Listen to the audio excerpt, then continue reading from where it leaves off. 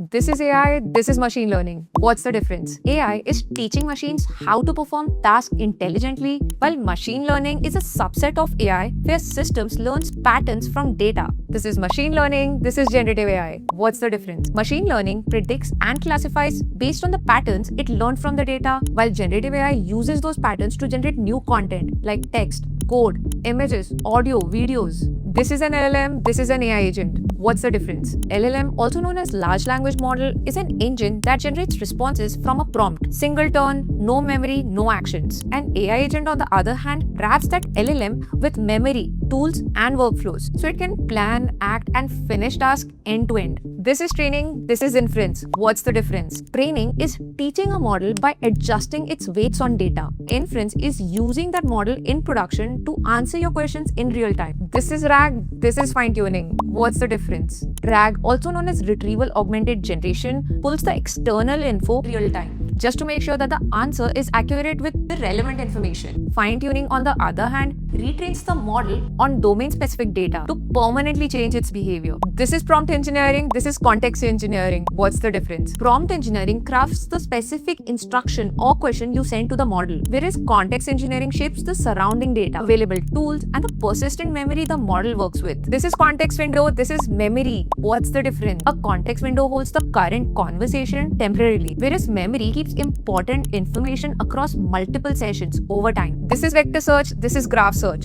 What's the difference? Vector search find items with similar semantic meaning using embeddings, whereas graph search find items based on how they're explicitly connected through relationships. Finally, this is API, this is MCP. What's the difference? An API connects you to one specific service, while MCP, also known as Model Context Protocol, gives AI systems a standard way to connect with multiple tools.